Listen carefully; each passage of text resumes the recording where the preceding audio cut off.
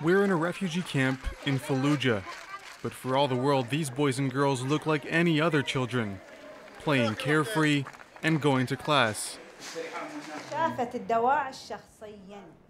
And yet, who here has seen someone beheaded by a member of the Islamic State Group? 15 girls out of 30, first-hand witnesses to the brutality of the Islamic State Group. These children arrived at the camp 2 years ago with their mothers.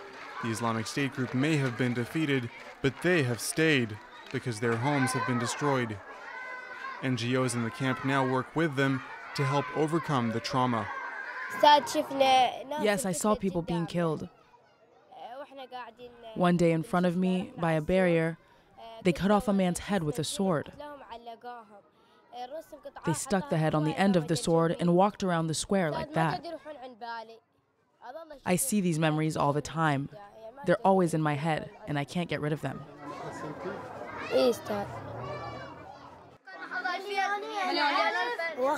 They came to our house and took my uncle. I saw them drag him away. He was in the military and we haven't seen him in a year and a half.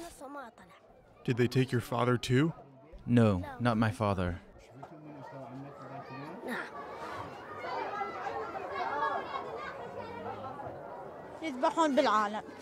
They wore us out and starved us. They raised the price of flour on purpose so we couldn't afford it. They forbade us from going to school. They took everything from us. UNICEF says 3 million children have had no access to education since 2014, and millions more were forced to go to Islamic State Group schools. Now they're being given catch-up classes by NGOs, and history, music, art, and science are back on the curriculum. But what's harder to correct is the violence and hate that still fills their minds. How could I forgive them? They beheaded my father. I hate them. They killed my father. They took my uncle.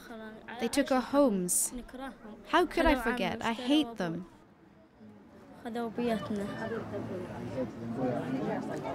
When I'm older, I'll go and shoot my father's assassins.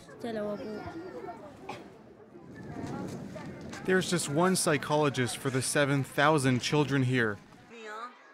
Camps like these in the outlying suburbs don't figure highly on the Iraqi government's list of priorities. And some of the families here are also suspected of having supported the Islamic State Group. And yet, for the first time since 2014, these children are allowed to sing again. A symbol of hope for a generation on whom Iraq's future now rests.